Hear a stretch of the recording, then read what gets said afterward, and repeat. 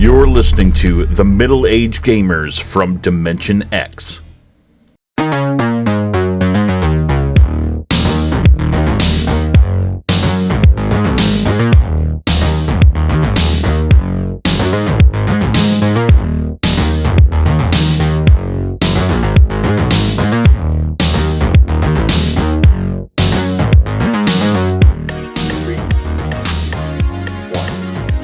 Welcome to episode 17 of Magdx. I am GI Gamer 1981. This NOS sponsored guy here, hopefully in the future, is Tristan Navarra. He is also on his books for Video Game Collectors Field Guide. He's currently working on his gigantic books for Kickstarter. He just finished the PS2 library, so if you're a PS2 collector, get ready, because you're going to be able to see all of them. Every single one of them. I saw 360 one, a little preview of that. Oh my god, it's crazy. Dude. How's your week going so far? It was good. Like you said, I mean, I'm just, deep into my book, just trying to finish it out so that I can send it to the printer sometime in December. But I'll show it during the pickups. I consider it a pickup, but I'll show you just what a thick boy the PlayStation 2 the book is. It's ridiculous. Have a fit with that thing. Yeah, I really think he's going to go home that night and he's just going to go look and see which ones he doesn't. I hope so. I wish I was there to see it. Like, I wish I could go over and see his collection and see him tick everything off. It'd be pretty freaking cool. But it's going to take him a long time to actually fill out that checklist. Yeah, Ben is a hardcore PS2 collector. Spoiler, there's 1,805 games that I have in that checklist. Disclaimer, some of them are collections or certain editions or whatever. So the actual total for that library is around that number. So it's in the high 1,700s. So not just a specific greatest hits variant version? I mean, yeah, it's just ridiculous. But other than that, man, I'm just we're testing for Premium Edition. We're testing a game that we might be signing, and it's a childhood dream come true kind of a game. So that's awesome. I know, dude. I'm excited to find out. I just wait till you find out. It's ridiculous. I can't wait. Anyway, I had the water heater incident is now officially over. I had a hot shower for a good 25 minutes. 25 minutes of heat on my shower. If you don't understand how water heater goes out, our water heater would basically play games with us. It would go cold, it would go hot, it would go cold, it would go hot. If the three kids took a 5-minute bath, no water was in there for us. So we just had to take epic cold showers. But today... The best way I can describe it is if you ever see the first episodes of Walking Dead when the first zombies came in there, and they go to the sheriff's office and they have a heater in there and they've been taking cold showers and they act like it was the greatest thing ever, and I'm like, yes, that's how I feel today. I feel so much better. I couldn't take a shower because it was freaking cold, so I had to kind of I had to do the washcloth of shame because I hate cold showers. I'm not doing them. I hate it too, dude. But on the opposite end, so you've been deployed just like I've been deployed. Yep. To the Middle East, and in one particular scenario, when we were in Oman, the water, basically there were just big bladders of water that they used for the showers, but they were sitting there baking in the sun all day. So all you got is scalding hot water. When I was sometimes hot water's a bad thing.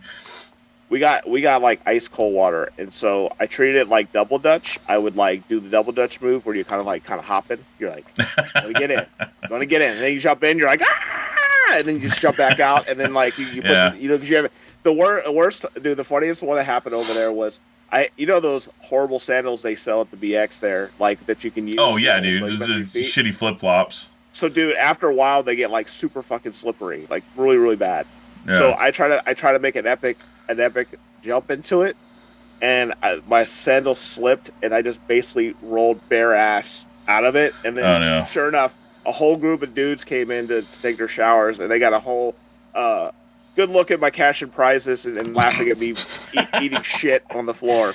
So that was very fun. But it got done.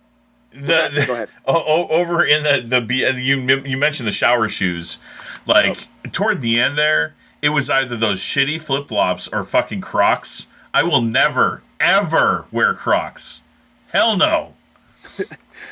Funny story for you guys out there. One Christmas, my wife loves Crocs, and I bought her glow in the dark Croc nuts. It was some kind of meme thing going on, and I bought her these glow in the dark Croc nuts, and that like locked onto it. Yeah, it like locks and snaps onto it. I still have one up here on my thing as a joke. But what was funny about it was we put them on, and I was telling him, I was like, dude, she's gonna like totally not see those things. And she went. I was so excited for like a week. Like she's gonna use those Crocs, and then she's like, I'm going to work. And as soon as she stepped out, like the balls like hit the back of the Croc, and then she turned around and like looked at it. She's like, no, you didn't. She's like, I gotta go to work. Like, these are inappropriate. I would have got her HR report for those goddamn things. Oh my gosh! But then I tried to give them to our boy Nick down at the thing, and he it wouldn't fit his. So I had these two Croc nuts, so I just basically kept them. So nothing against anyone who wears Crocs or whatever. Any guy that wears Crocs or whatever. Personally, I'm against it. And I'm silently judging you, so just know that. Go ahead. I only use them for trash runs and mail runs. That's it. The funniest was my one time she only had the pink ones, so I had to walk over. Oh no. And like walk by my neighbors, and my neighbors just gave me this like what the fuck look face, like, and all I could do was sassy hand. I was like, hey, and then just kind of walked off. And you see the freaking the Croc boots that they have now, dude. They got Croc pins. You can get like Sonic pins and Mario pins and stuff like that. Oh yeah, the like plug the holes and whatever. Like the Simpsons have a sprinkled donut one, like Homer's pink sprinkled donuts one. They have like the sprinkles in the holes, and it's like pink around it. And look, I totally get it. For people who like work on their feet all the time, they're supposed to be super comfortable. Full disclosure, put them on. Never will in my entire life. I mean, unless like someone knocks me out and puts them on my feet, they're never going on my feet. Don't even think about it. Nat. Oh man, you're gonna have a great birthday present next year. I'm gonna get you some Giants ones. Then you'll. Nat's gonna like soak a rag in ether and like put it on my face, and then I'm gonna wake up with Crocs on.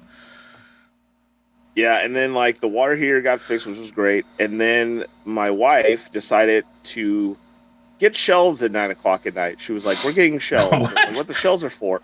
So we were talking about getting shelves because when we moved in, of course, as you see around here, all this junk I have, I had all these boxes and I threw them in this room and didn't do nothing with them. So the room was a complete mess. So I had, 10 years of controllers and bins, and I had like, different things. And I'm also a hoarder of cords. So I got AV cords and HDMI cords and audio cords. And I'm obsessed with them. I just can't. You and I are going to have to organize that stuff. Dude, I've got a system. We'll have to organize that stuff for you.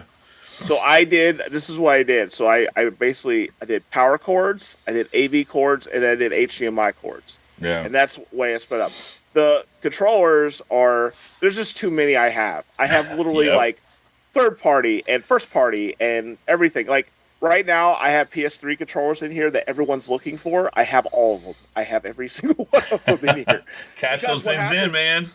What happens is that I will go out, I'll see a controller, and in my head, I'm like, what if sometime down the road I won't be able to get these controllers? So then I fucking, do a whole bunch of them.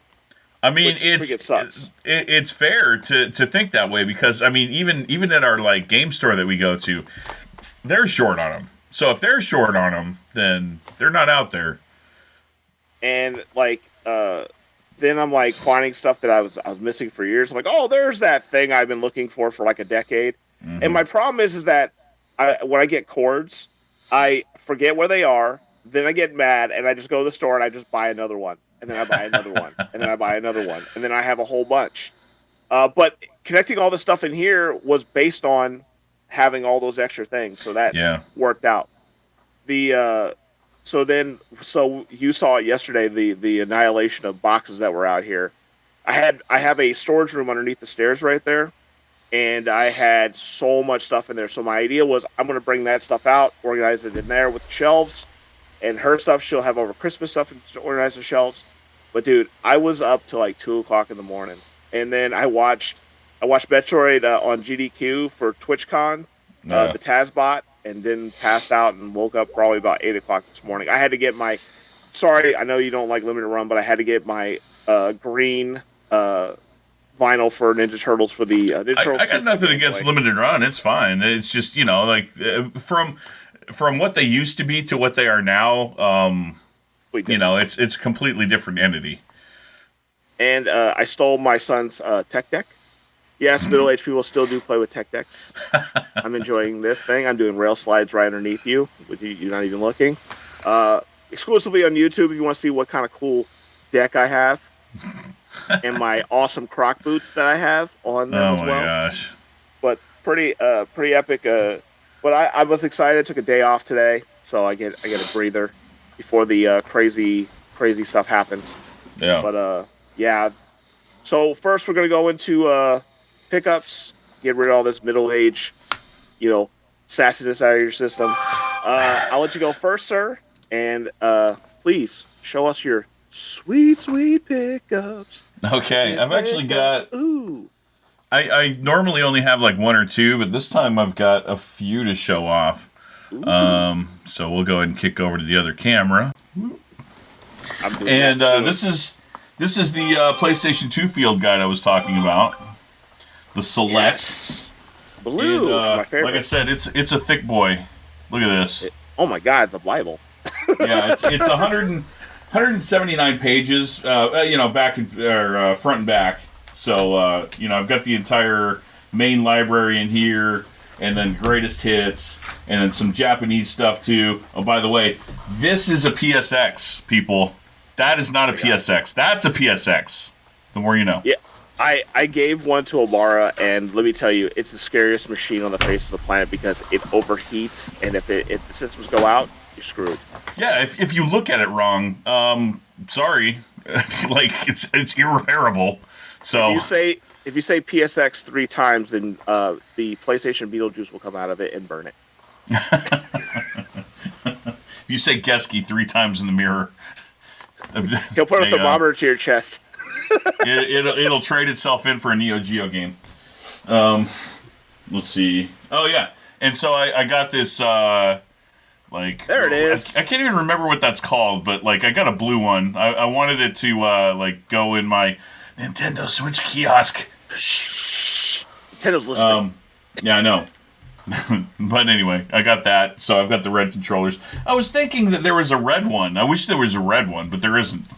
Yeah, it's for the Mario edition for the OLED. Mm-hmm. Which is freaking awesome. So got that. Looks good.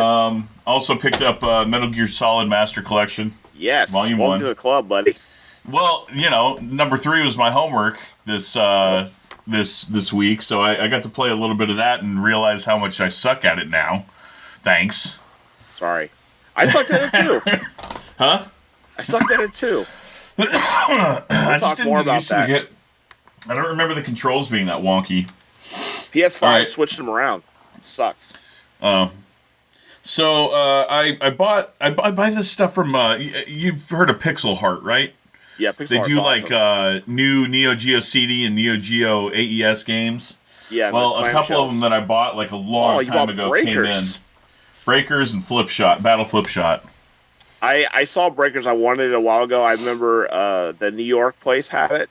Yeah. But I missed out on it. We'll have to see if those load onto your Polymega. They probably would for 100%. Exactly. Yeah. So we'll try and do that tomorrow or something like that. But one of them looks like Battle Flip Shot looks like it plays like Windjammers. So it looks pretty awesome. And the other one's a fighting game. How much they cost you? It was so long ago, I don't remember. Dude, it was a long time ago. Yeah, for sure. I saw Breakers. I guess I'd release them. Yeah. And so I saw no offense to look at YouTube, but I saw Reggie showing it off, and it's like I guess it was a Neo Geo game that was going to get released, and it just never happened. And then someone finished it, which was pretty cool. Yeah. Two more. I've got the Mega Man X3. You also got one for the Saturn. I got one too. Yep. I mean, dude, the Chris Piper, Pipe Dream Games. He does an amazing job. Like, you know, he's better quality than the stuff that I've churned out for the Saturn. Which is, you know, not to toot my own horn, saying a lot, because we're both like attention to detail. No, I haven't. So but I saw you play it. No, there's something more interesting to it. Each character that you select, it has an animated scene with them, and it shows what the bosses do. Ah, neat. And that's really cool. I was like, wow. I was like, I want to see this animation of this. And then the final pickup right here is my Red Bull refrigerator has a new skin that GI Gamer helped me put on there. So it's not a regular Red Bull can. Now it's the orange edition. They'd upgrade it. Yeah, it's weird they only have two. I wish I can get that Pac-Man cover, but yeah. Like I said, he's actually giving me one for my place because I drank so much Dr. Pepper, so I'm going to have one in my storage room that I just cleaned up so I can have some drinks down here. Ice cold Dr. Pepper. Or slushy Dr. Peppers. Dude, yeah, dude. Yeah. That thing keeps it so cold, man. I'm like, excited. It's literally slush. I am excited. So my pickups, the first one, you'll probably giggle. So you know I'm a Bloodsport fan. I paid too much money for this. A guy from Canada said that he could commission this and all sorts of stuff. So I was like, cool. So I picked this up, and let me just push this button right here because this is what I got. Not the size at all. I mean, the mat is really good. It's still cool, like really good. But it's like dollar store figures. Dude, the paint, if you see the paint close, it's all rough. I could have Kirkley do a better job with this. Yeah. So, I do like Bloodsport. I was going to show this big, nice display on my work, but I guess now I'll have a nice, sweet pencil holder, I guess, where he can put right in his arm. So, yeah, definitely that. I was telling you about this earlier. I was, while I was going through storage, I'm obsessed with buying cases for things. Like, so to protect my stuff, I'm always like, let's get some cases. And I went in this box, I'm like, what the hell is this? It's like, feels weird. So I opened it up, and Star Wars 32X Arcade was in there, and Knuckles Chaotix was in there. So ridiculous, man. It's a little rough, but I can't believe I have them. These load on the Poly Mega too, so I'm going to definitely load these two on there. I didn't know I had them. So. And that was a Goodwill or what? No, I went to a thrift store, right up a thrift store, and just picked it up. I thought That's it was awesome. Old Sega games. As you know, I'm a big vinyl guy. We had this long conversation about this last night. I bought Contra Scattered Soldier. Yeah. This is a PS2 Contra. It's a 2.5D. The soundtrack is basically of the times. It was basically like Static X. It was like techno and heavy metal. So I know that a lot of people don't know about it. Ship for Shore actually followed my story on it, which was pretty cool. They still have them in stock. They're also doing the one Contra Hardcore. And this is the limited edition of this, which limited is basically they just do colors. And I can never do vinyls right. I always screw this up. I mean, I know it's traditional how they do that, but it's so hard to get them in and out of the packaging. I know. You have to be kind of a vinyl snob to know how to do it. Yeah. And guess what? I'm not. I'm already messing it up right now. Well, yeah, that's what I'm saying, dude. Like, I never have, like, an easy time with those. I just like the art and the quality of them. They're just really, really cool.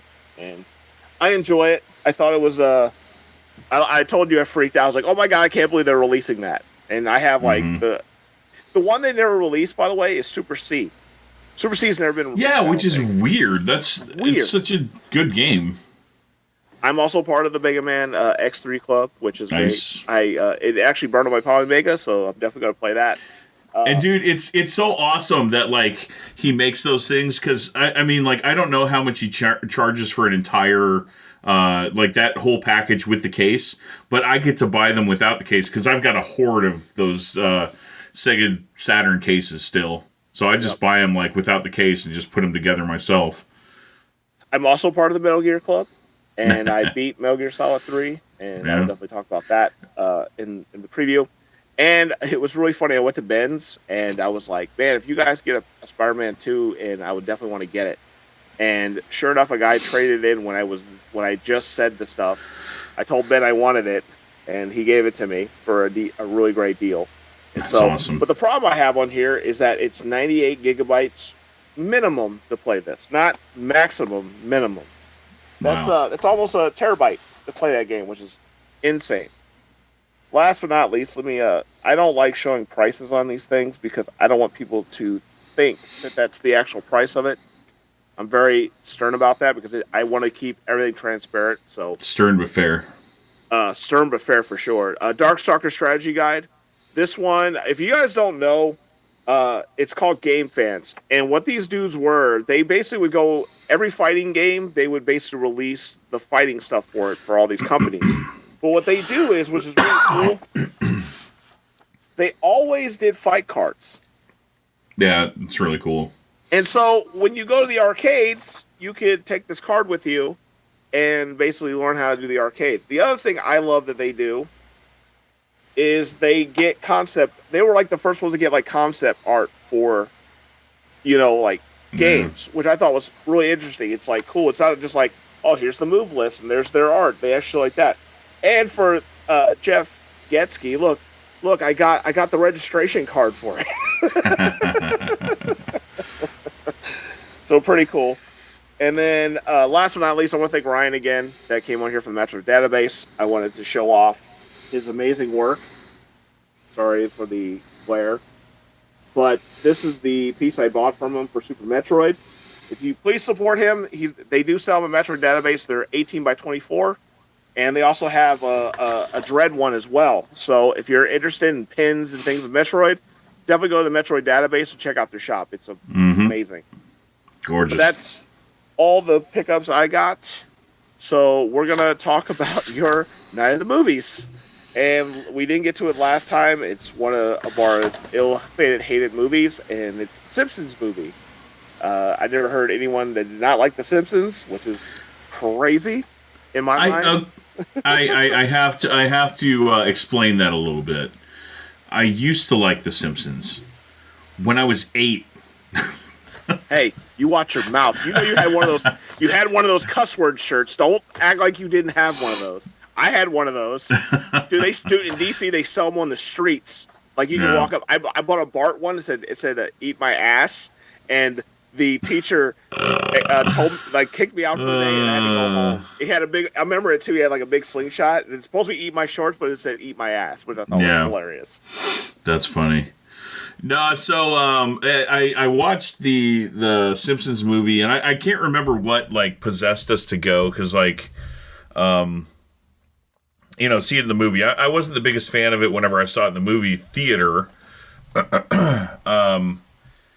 at the time, it was one of those ones where it's like, Nat thought I wanted to go. I thought she wanted to go. We went with friends or something like that. And it wasn't, we were kind of there not half-heartedly. So I remember at the time not thinking it was funny, and I really don't think it's funny now. I was watching, dude, I couldn't make it through it. I couldn't.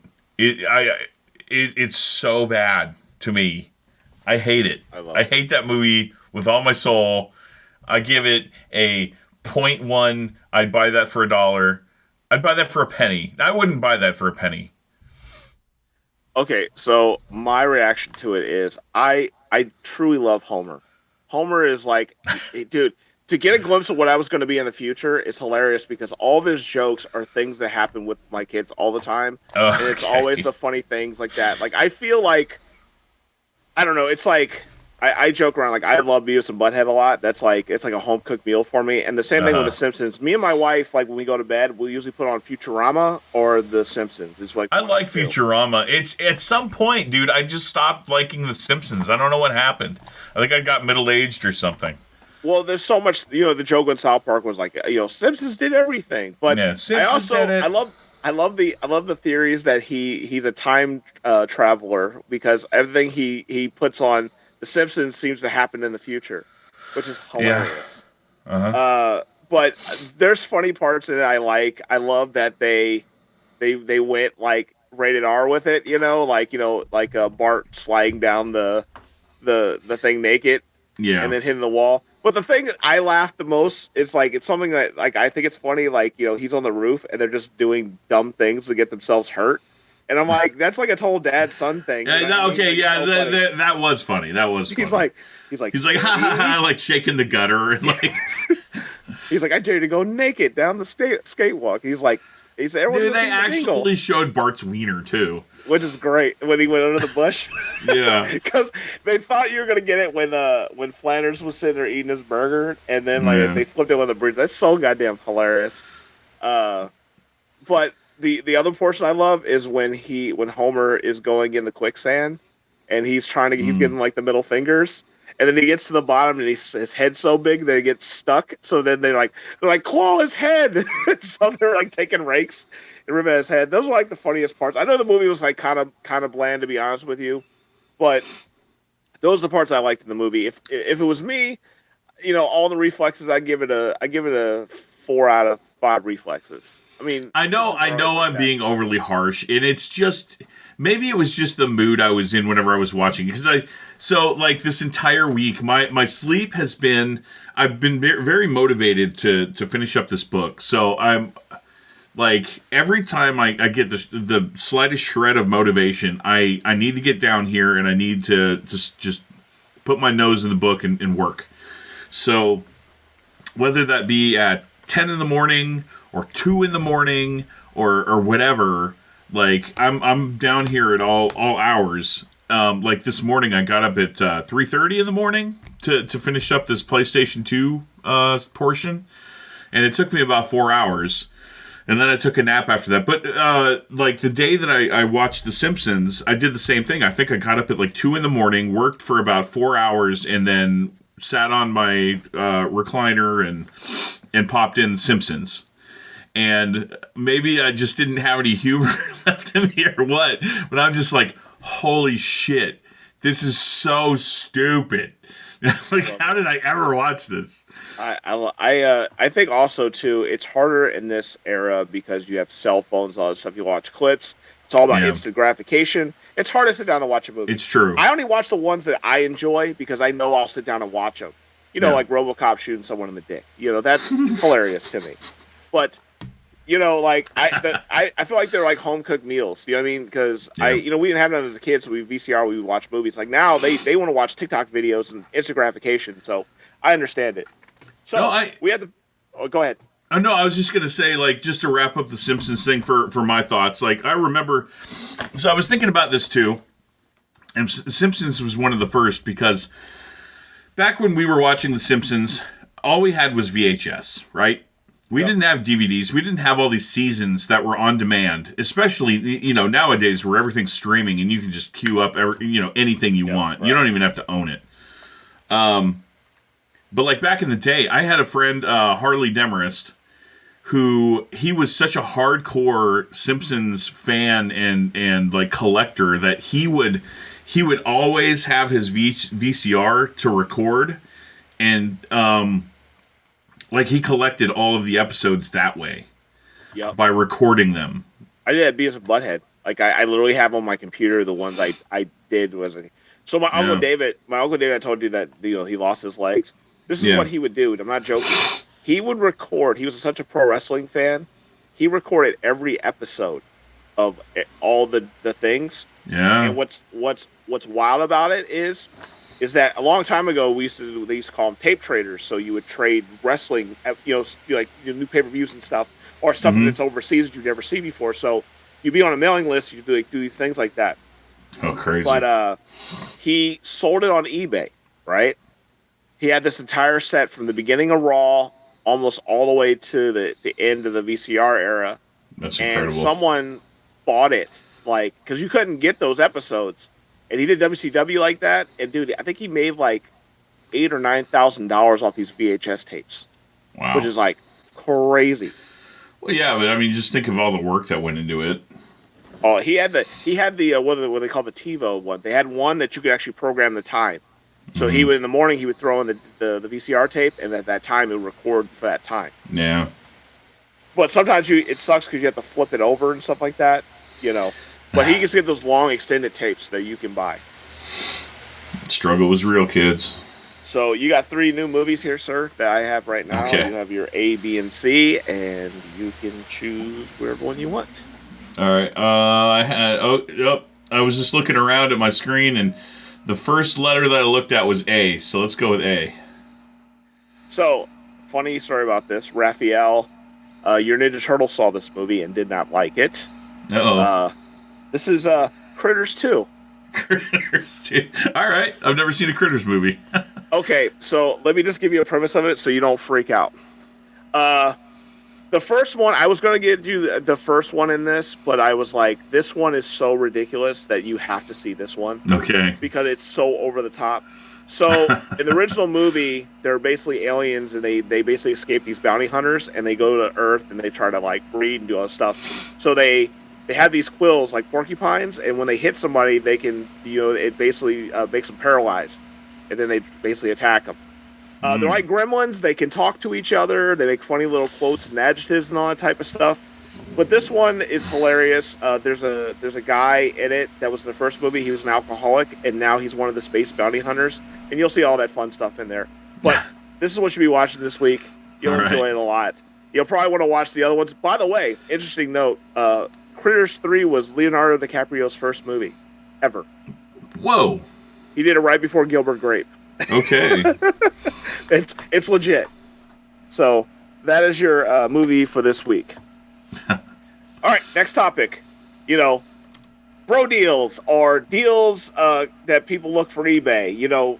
Usually like you have kind of a scenario where, we buy stuff on eBay. You know what I mean? Like I'm a big best offer guy, try to, work out a deal that's fair for both of us and things like that. Mm-hmm. But no one ever talks about like, the deals outside of eBay. Scenarios like, you hit me with a friend. Oh, hey, let's hook each other up. Yeah, we're not talking about Facebook Marketplace or Craigslist or anything like that. We're talking about person-to-person deals. Correct. And what'll happen, you have your friends, you guys work out deals or trades or whatever. But sometimes people, like, I don't get it. They want to go exactly on eBay prices. And people don't understand, like, eBay prices are shipping and tax and all these things. And we're giving you a benefit of not having to deal with all those fees and everything like that and getting something for the price you want, but also working out a fair deal across the board. Mm-hmm. What is your thinking about these type of deals? No, you're right on the money. Using eBay as like a measuring stick in a general valuation is okay. But you said it in a roundabout way. Everyone's got to be happy with the deal, right? So, like, I don't know. So just recently, I sold a $400 game. And I'm using eBay as a valuation on that $400 price point.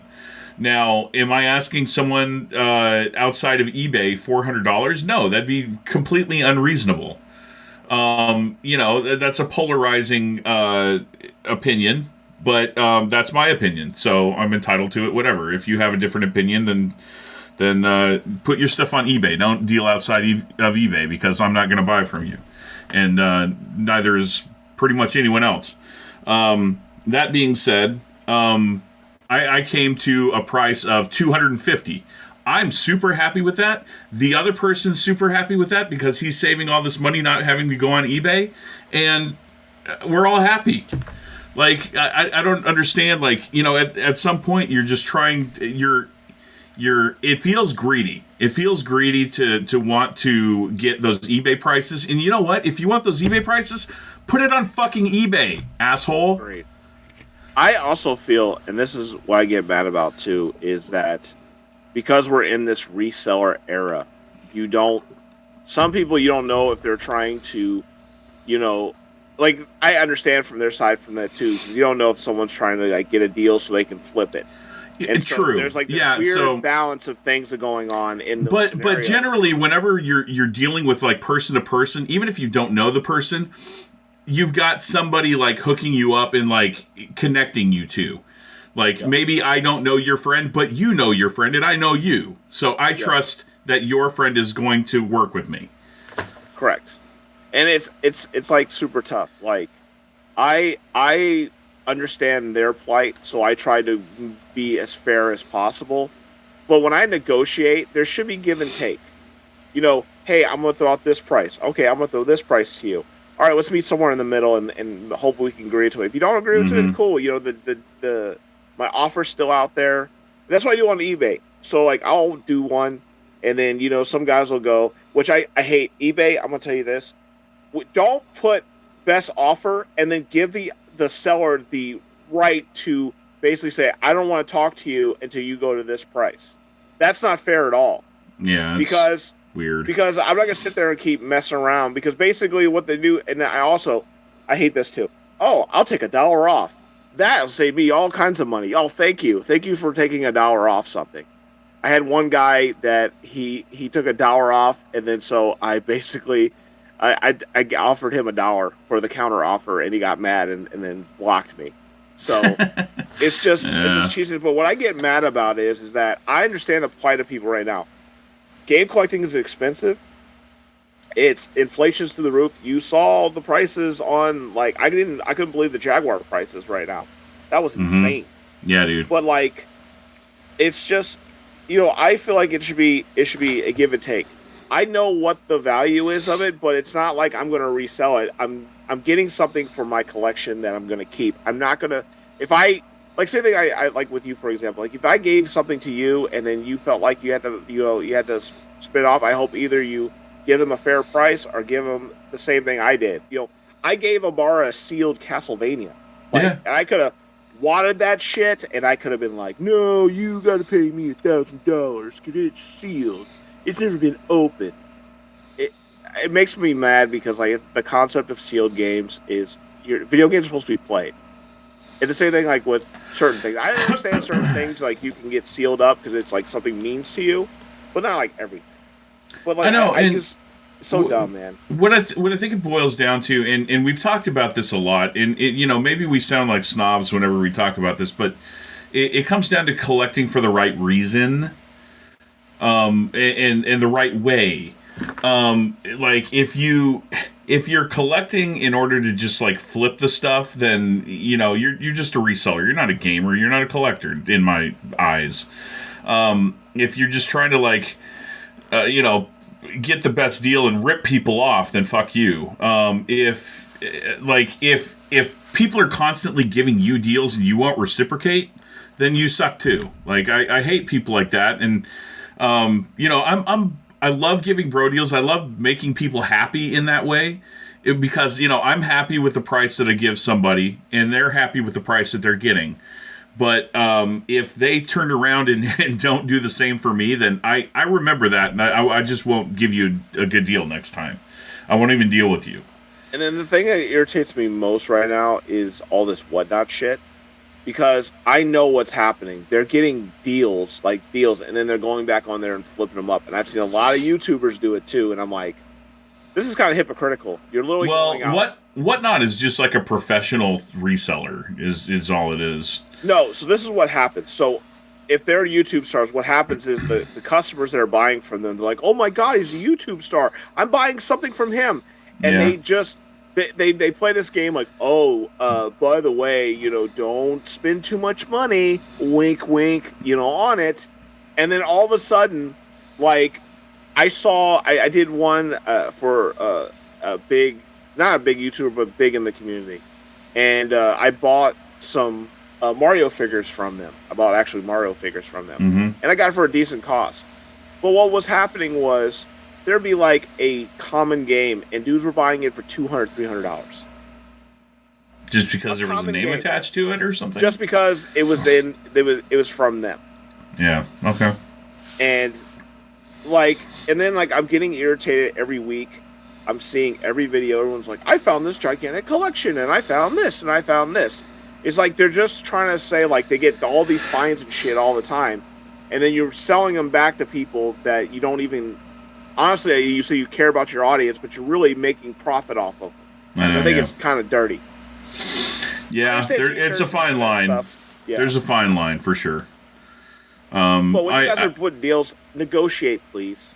Yeah, exactly. And you know, when you're talking about eBay and when you're talking about like these inflated, you know, what seemingly inflated prices, but retail prices of these games at like a brick and mortar actual game store, guys, the brick and mortar has rent to pay. They have employees to pay. They have utilities to pay. eBay, there's fees associated with it. When you're doing a person-to-person deal, there's not a fucking thing between you except for the price that you guys set. I like, say for example, like in bins, I don't go asking them for deals. No. If that's the price they put on it, that's the price it's going to be. I'm not going to sit there and negotiate someone down because of that. I've seen a lot of, like, I don't like... Here's the thing you guys don't understand. A store is like a premium. You don't have to go out to hunt for it. You don't have to drive around. You don't have to do all those things. You can just go to the store, get what I want, and I can leave. And that's what they do. That's their whole process of it. And you're supporting an awesome local business at the same time. Correct. And they clean all the controllers. They clean all the stuff. They have to do all the pricing. Ben stays up to like the middle of the night to make sure that his customers get these cool Wednesday and Saturday drops. And some people don't appreciate it, and that gets me really, really pissed off. But there are some good collectors out there that help each other out. Like, you know, I'm helping Alex out with trying to find his Spider-Man covers and things like that. And there's some people that are really, really great people that are in that business. But there's a lot of dudes that are shady as hell. Yeah, that's. I mean, to me, that's collecting and being in this hobby for the right reasons.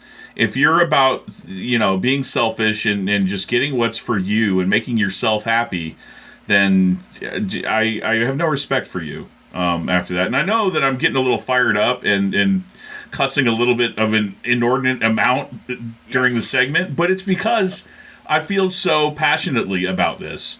Like, I just can't stand when people are just trying to, you know, further themselves without, like, helping others along the way. I hate it. Yeah. And what's funny is we used to be that way until, like, these Facebook groups kind of got involved. All these elitists were like, oh, you know, I got 5 sealed da-da-da-da-da and dick pic collectors and all that shit. And I just... Please learn how to negotiate. A good thing for you to do your research on is the same thing I used to do. I watch negotiating videos on YouTube and just learn how to work out deals. And it's not gonna always work, but if you're patient enough and you keep doing negotiations, you usually get the price that you want, and you get a fair deal out of it. So just think about that when you're doing it. Now we're gonna talk about 2023. My God. And it's not even over. It's not. I have one coming today.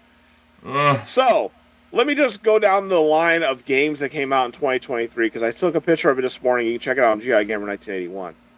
Tears of the Kingdom, Final Fantasy Pixel Remaster, Red Dead Redemption on the Switch, Super Mario Wonder, Metroid Prime Remaster, AEW went back to N64, Diablo 4, Double Dragon came out with a new game, Aliens came out with a new game. Final Fantasy, was it 16?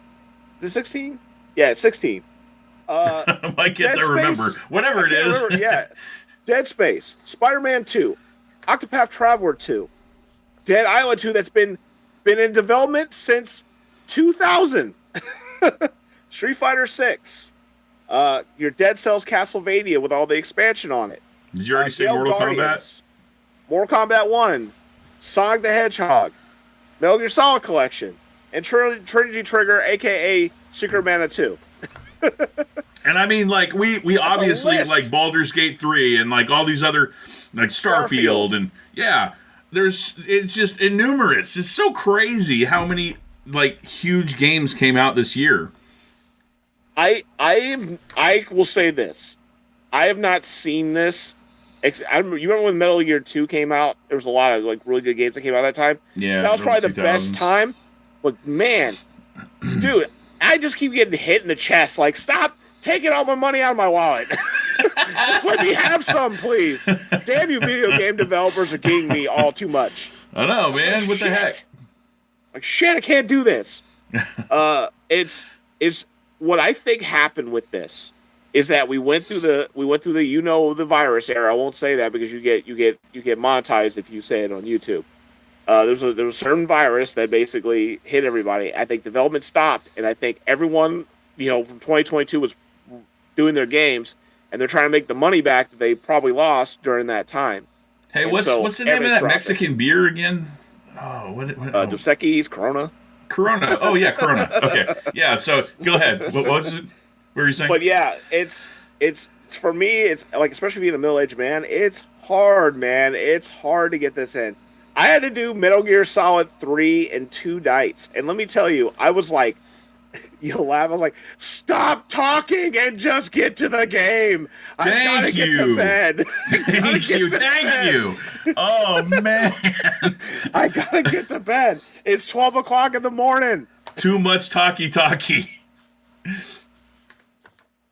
I love it. Don't get me wrong. I love it. I was just like, I felt like I was in an awkward conversation just standing there. I'm like, I just want to go home. I'm done with this party. Yeah, dude. I'm glad I've already played that game, 3, because I was just like button mashing through the conversation. And so we'll do this first. What is your game you thought was the best in 2023? It's not out yet. Yeah, I know. But you had one before that. Well, before that? Yeah, Tears of the Kingdom. Yep. Tears of the Kingdom. I literally... I won't say literally because that's the wrong usage of the word. I figuratively fell off the face of the earth. I think Nintendo needs to give you a war medal that you can wear. I think man. Yeah, seriously. Cheers the Kingdom veteran as a hat. It's got, instead of like a battleship, it's got like the Hyrule Castle or something like that. Or the freaking hand. The goo hand, as I used to call it, the goo hand. Mine is, of course, Mortal Kombat 1. I beta tested it. I love it. I basically, if I ever have a certain amount of, like a few minutes, I'll do a couple rounds.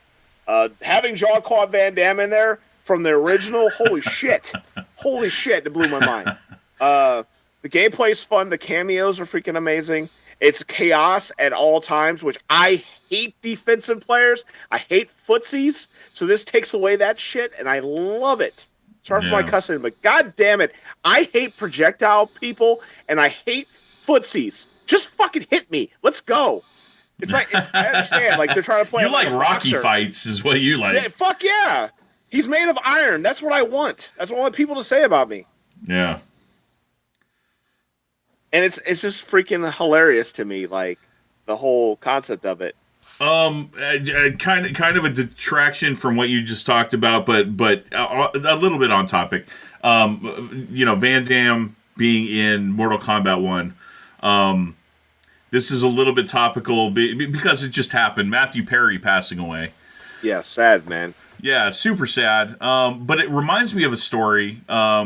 Like, I went to a convention in Oklahoma called Super BitCon, and they were celebrating like some sort of anniversary of NBA Jam.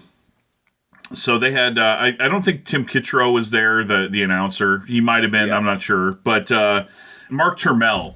Okay. I ended up sitting next to Mark Turmell during like a Nick Arcade panel that I went to. Which was amazing. But Mark Turmell is one of the people who worked on NBA Jam. He was one of the actual secret characters that you could play as. Like so, yeah, exactly. Yeah. So if anyone played NBA Jam back in the day, that was one of the coolest things, like being able to like play as like different sprite characters. Well, he and I were talking, and I don't know how it came up, but he told me that Matthew Perry, during the Friends heyday, actually reached out to him personally and wanted a copy of NBA Jam with him in it, Matthew Perry, as a playable character. So they actually made him a Super Nintendo cartridge that had Matthew Perry as a playable character on it. That's so cool. There's one floating around there somewhere, probably in his own collection, but There's a Super Nintendo cartridge with Matthew Perry playable as in NBA Jam. That's awesome. Mm-hmm. I heard a rumor that I think there was a couple. Shaq wanted to be in it, but then he was sponsored and he was trying to get it done for free. He's like, I won't take any money. I just want to be in it, you know. But he came into it later. But like, it's just really funny. Like, it's cool to see celebrities enjoying games like us too. I think that's dude, awesome. Seriously. Oh, it was. I mean that it was a cultural phenomenon at the time. Speaking of celebrities, especially in video games, Hideo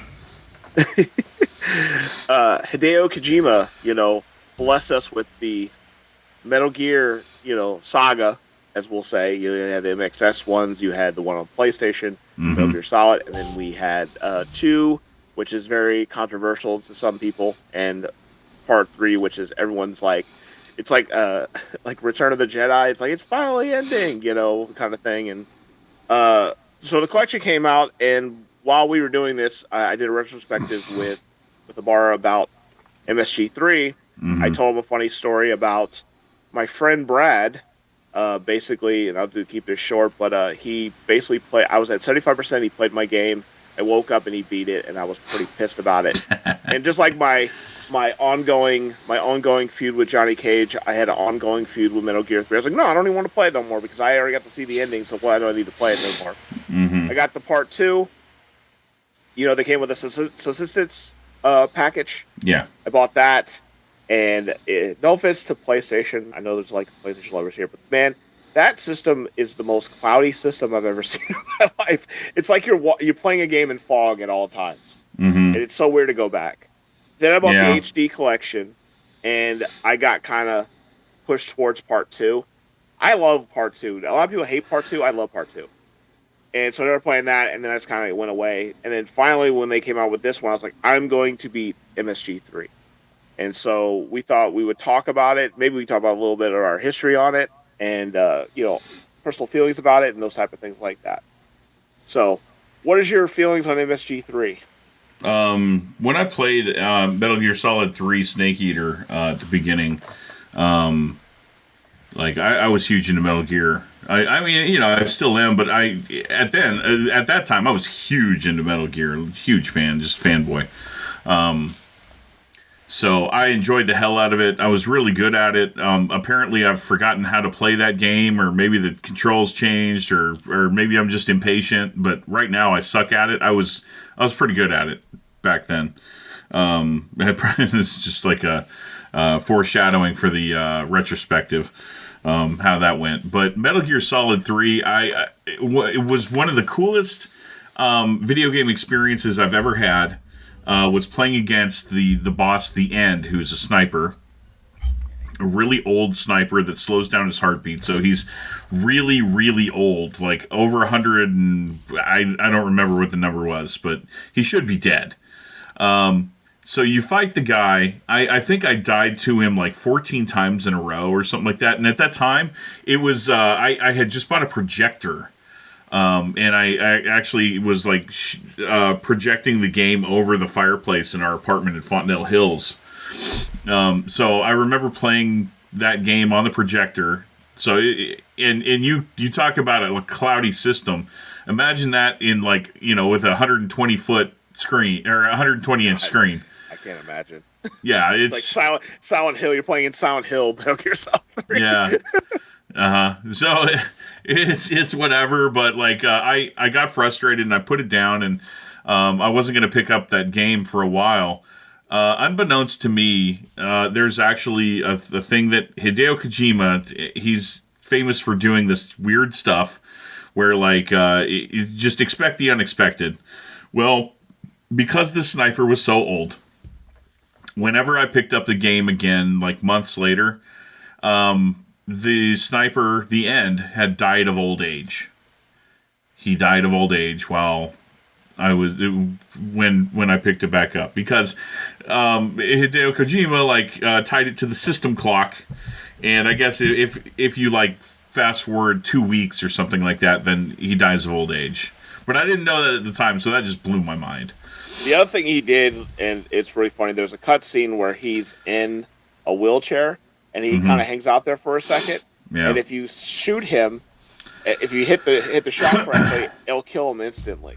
So That's then the awesome. fight never happens, which is like That's sick. Mind-boggling. But yeah, the end has like the best camo in the game if you can manage to get it from him. Yeah, you have you can tranquilize instead of killing them, and you get like cool little products. Yeah. So my one question for you, since you just played through Metal Gear Solid 3, how did you like the ladder boss? The ladder, which one? Sorry. The ladder boss. The ladder that you have to climb for like 5 minutes. Oh yeah. Dude, I thought dude, I really thought this. I thought he was fucking trolling me. Like I almost like jumped down. Like I was like then what happened, what was really funny was then the music started. Yeah. I was like, what? I was like, what? Yeah. What's going on? Is this a cutscene? Yeah, the whole Snake Eater song plays. Like, Jesus Christ. And I was like, and then in my head I'm like, whoever person constructed this ladder, I just want to go punch them in their They call faces. it the ladder boss. Do they? It's a boss, all right. It's a boss of patience. Yeah. My favorite fight was I would have to say the Predator one, the what is he? The Pain? Yeah, I think he's the Pain. Talking about the one in the trees. Yeah, it was like I was playing. I was like, I wish a Predator game was like this. Yeah, where you watch the tree things come down, and he's like jumping around, hitting you with the poison and stuff. It's really cool. Then he had like traps, like kind of like fucking Predator, like you accidentally hit something wrong or had a hole. Yeah. Which frustrated me sometimes because then I'd like almost beat him and then I'd fall in a hole and I'm like, damn it. He was really, really cool. The one I didn't like at all was the goddamn Fury because I knew you were going to say the Fury. I don't like Fury either. It's like playing Bomberman in 3D. Well, what pisses me off is they give you these water hoses you can shoot at, and like it does nothing to him, and I'm like, that's the whole thing. Like it should be stun locking him because he's fire, and it doesn't do anything. I was like, what the hell? And then what makes me mad is his running animation. He literally looks like Mario running around. He's not like a and I'm like, stop it. And then I hate the flying in thing he does where he just burns everything. Yeah. And then you'll laugh. I found a way to fucking glitch him. If you go to the ladder that you're supposed to go up to after you fight him and you stand next to it, you could just clip off on him and he doesn't know what to do. He just like runs around the same circle. So I just did that and killed him. Dude, because I was losing every time. That's awesome. And then I did that and I'm like, it freaking worked. The boss fight was awesome. I thought the ending was really cool. I did not know also that you had to shoot her at the end. I'm just standing there watching the animations. And I'm like, what's going on? Like, what's happening here? I don't understand this. I'm like, I'm supposed to shoot her. Spoiler alert, guys. I'm sorry. But it's been out long enough. Loved it. The thing I love the most is, like, it's a kid game. Like, you get to hide in trees and climb in grass and crawl around and freaking mess around with people. You can troll the freaking soldiers with silly stuff. So in your inventory, you know that calorie mate block? Yep. I actually had one of those whenever that game came out. I bought one of those in Japan before Metal Gear ever came out. And whenever I checked my inventory, I'm like, holy shit! It's my calorie mate! That's awesome. Yeah, that freaking thing is... The only thing that drives me nuts, my wife was watching me play. This is hilarious, by the way. She's a nurse. And she's like, what are you doing? Like, I'm just going to the menu and healing them, you know? Yeah. And I was like, Melissa, I'm doing surgery. And she was like, yeah, you're doing surgery. Okay. And then she looked at, like, the notes, like, you know, like septic and Band-Aids and knives and all that stuff. She was like, oh, shit, you are doing surgery. Yeah. And so she was just giggling at it because she see the red and she's like, uh-oh, looks like someone needs surgery. So I thought that was pretty cool. But man, out of the three, I still love one the most. But this is definitely a close second.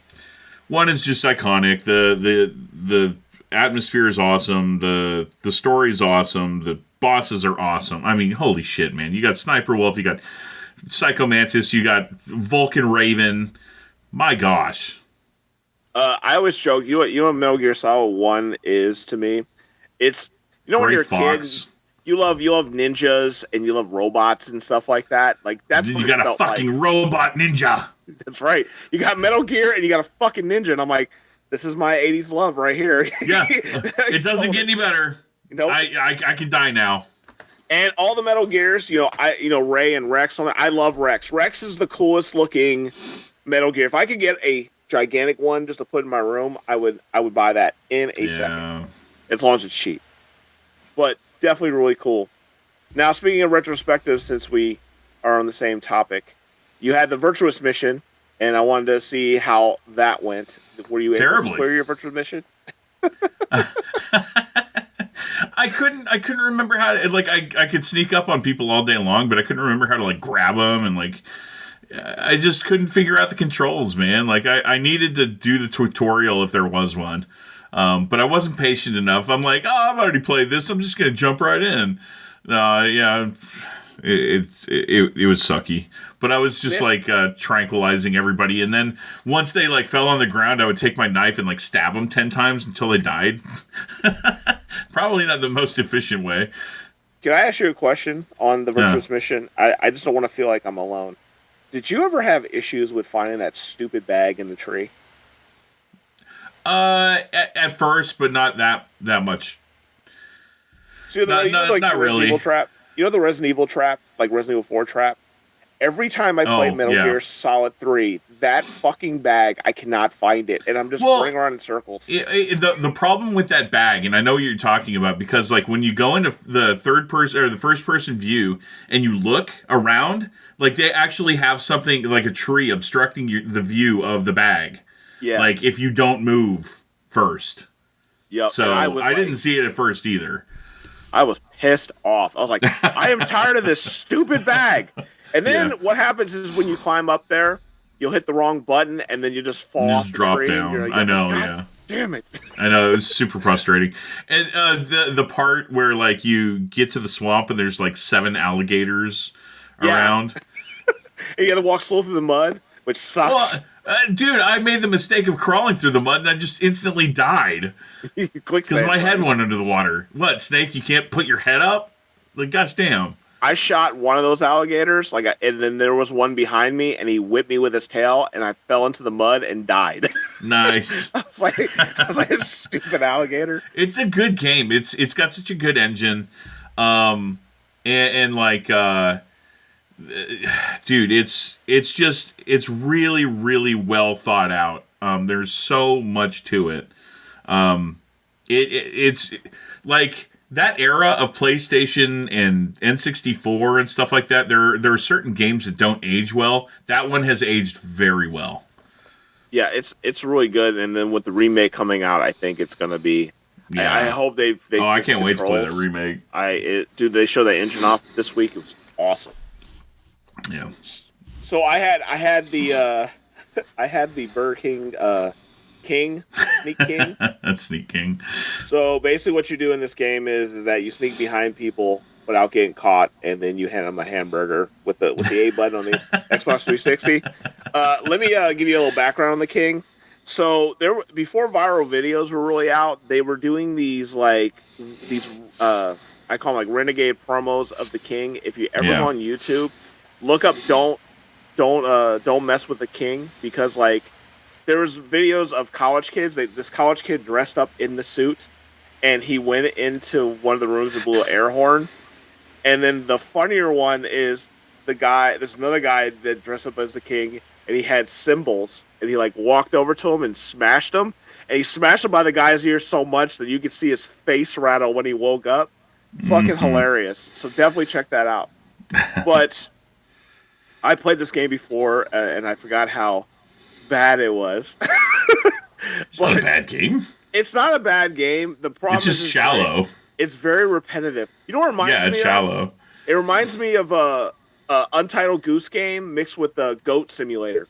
Okay. Because the Goat Simulator backgrounds look just like Goat Simulator.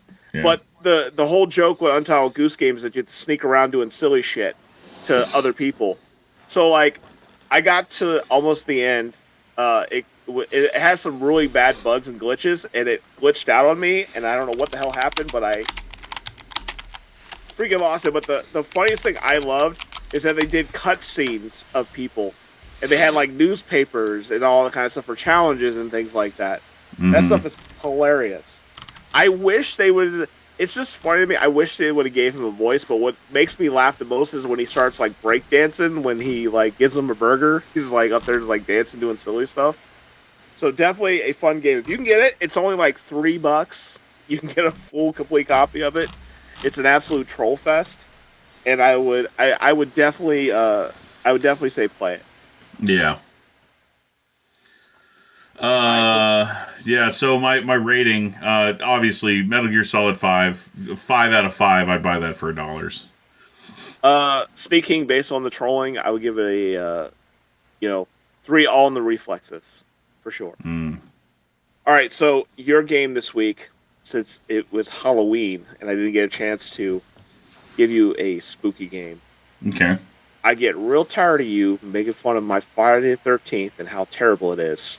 I like that game. No, you don't. Don't you? Yes, I do. I've always liked that game. Don't you lie to me. No, that game is awesome. You're part of the trolls. No. I like the game. I hate the traversing the map. It's confusing to me. Yeah, it's absolutely confusing. But this one never gets any love either, and it's another LJN classic. Just to let you guys know. I'm just kidding. It's not LJN classic. I just want to scare you. Okay. But no one gives this love, and Jason gets all the love. So I thought we would do Nightmare on Elm Street. Okay, never played that. So it is LJN. Yeah, I was joking. It's the height of the top.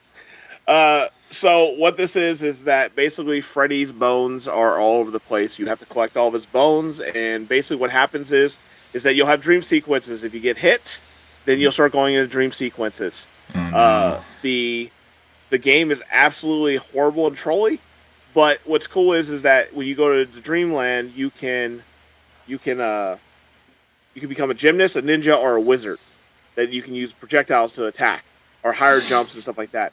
Your wife will love it because if you fall asleep, you have to drink coffee to wake yourself up, and if you a boombox will also wake you up. So those are your tools for not fighting Freddy. If you hear Freddy's music, he is coming for you. So just to let you know on that. Great. But your goal is to get to the junkyard. Also, just to let you know so you don't get confused, there's doors. You have to push up on the doors, but only certain doors are open at certain times. So you have to kind of go back and forth, figure out what door you have to go into. That sounds terrible.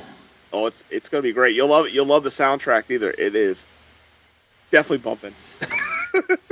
I also went the scary route. Well, it's not scary. It's just zombies.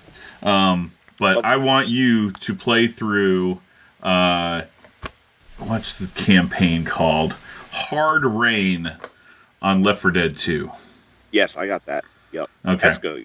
It's so much fun, man. Like, I think everyone should go back and play Left 4 Dead 2 every once in a while. You can play it on the Xbox Series X, which is like with the disc. It's can you really?